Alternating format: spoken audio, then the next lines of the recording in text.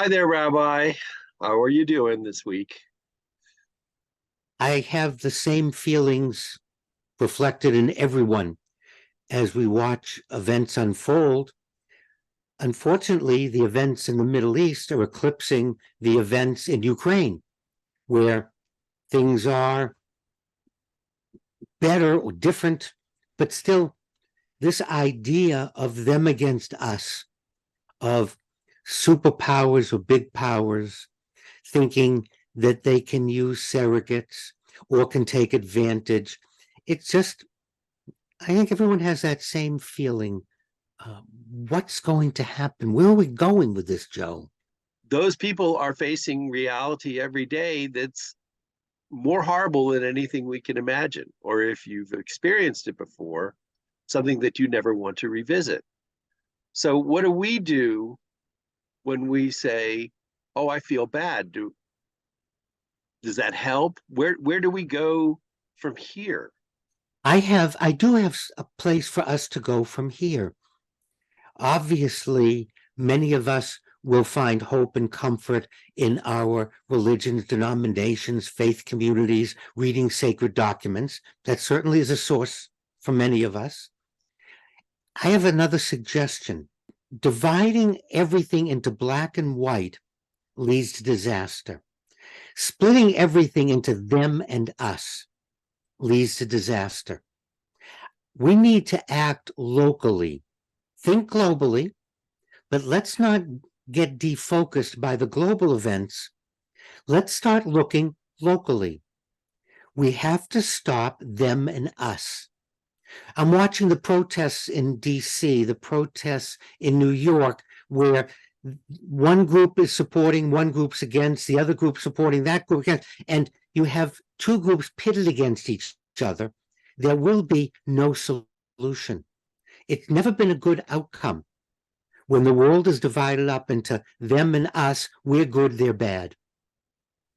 I really get disturbed and upset when I hear well, look at what they did, therefore we're going to do it back to them, or they started it, or they're all wrong.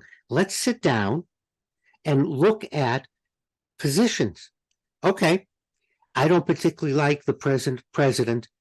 Former President Trump had some good ideas. Okay, who else has those ideas? Because neither of those people are suitable to be president. So why do I have to pick somebody unsuitable? Why am I latching on? If we look at Hamas in their charter, I read it online. It calls for the killing, annihilation of Jews. That's what it says. We're going to kill all Jews. We're going to destroy Israel. That's the basic premise of Hamas. We don't support the KKK. Yeah, but we can't influence the events in Palestine from where we're sitting. Correct. We can't tell Palestinians. Again, a lot of this is hereditary information and learning passed down from father to son, from mother to daughter. Mm-hmm. Although I tend to believe women have more sense. Where do we go? You and I look at one another and say, we're reasonable people. We have reasonable thoughts. We're open to discussion. But who are we going to talk to that's going to listen or even make a difference? Shut off the news. Not completely, but cut back.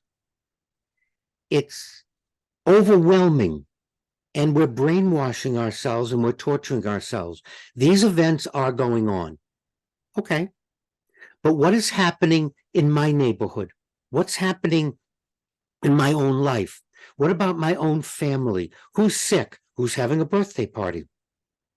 And maybe I want to visit someone.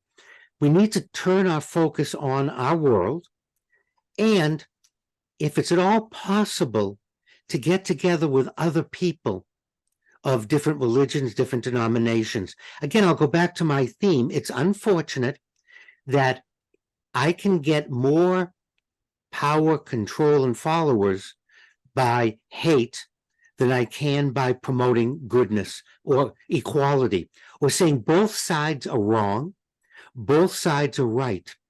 Pope Francis is under attack by Orthodox,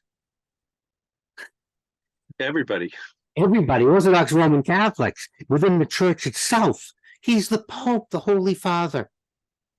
And he's offering peace and hope. Yet within the Roman Catholic Church, there are those sowing discord. There are those that want to tear the church down, and they're getting a following. So I think part of it is when you go to church, when you're somewhere, you can have some conversations with people. Maybe instead of arguing the points, we can look at the fact that we're destroying the very institutions we love. I believe in a Palestinian state. And you've heard me say this before, but you cannot have one country whose sole purpose for existing is to destroy the other country. Imagine if in the Constitution of Canada, the Constitution of Mexico, it said our existence depends on destroying the United States of America. We wouldn't have the cooperation. Look at the great things that are going on between Israel and Egypt, because each one recognizes the other's right to exist. And I think that's something we can do locally. We can acknowledge that basing my position on destroying you will destroy both of us.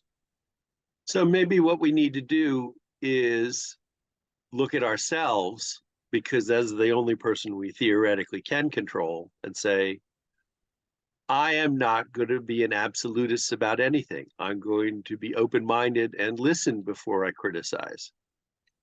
And every religion has walk a mile in my shoes. You dance in a circle so that you take the place. Oh, Jesus taught, Moses taught, Muhammad taught, everybody taught the same thing about understanding. And there I'm presenting something that we can do locally with our families. And it's about the self and stopping ourselves when we take a position that is untenable, but is only based on hating them, not on the positive. And it's unfortunate that that seems to get attention, but it doesn't have to. It can stop getting our attention. So we need to control ourselves and say, wait a minute, I'm not supporting someone solely because they're against somebody. Let me hear both sides. Let me see what's going on. Let me weigh this, the pros and cons, the pluses and minuses. Well, I know one pro that I don't have many cons to, and that is your good advice, Rabbi. Thank you as always. Let's all try and keep our hope alive as we go forward through this. It's going to get worse before it gets better.